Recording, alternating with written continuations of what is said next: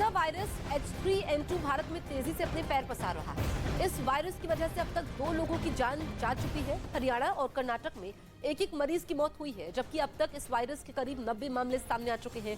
Virus के बढ़ते खतरे को देखते हुए नीति आयोग आज सभी राज्यों के साथ बैठक करेगा।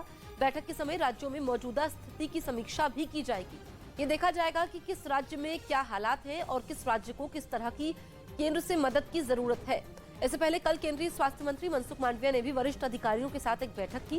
केंद्रीय स्वास्थ्य मंत्रालय ने एक बयान भी जारी किया, जिसमें राज्यों को सतर्क रहने और हालात की बारीकी से निगरानी करने की सलाह दी गई। इसके अभी तक हरियाणा में 10 केस आ चुके हैं और जिसमें एक जो जींद का केस था, 56 साल का व्यक्ति था, उसको लंग्स कैंसर था।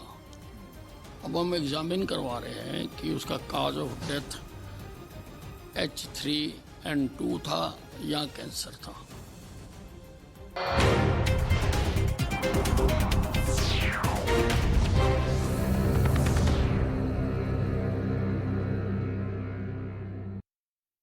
टकराव बढ़ सकता है क्योंकि माना जा रहा है कि इजराइल हमास के इस हमले के बाद चुप बैठने वाला नहीं है और वो अपने नागरिकों पर हमले का बदला लेने के लिए हमास के ठिकानों पर मिसाइलों की बारिश कर सकता है, क्योंकि तेल अवीव इजराइल का सबसे अहम शहर है और वहां घुसकर आतंकी हमला करने का मतलब इजराइल को सीधे सीधे चुनौती देना है।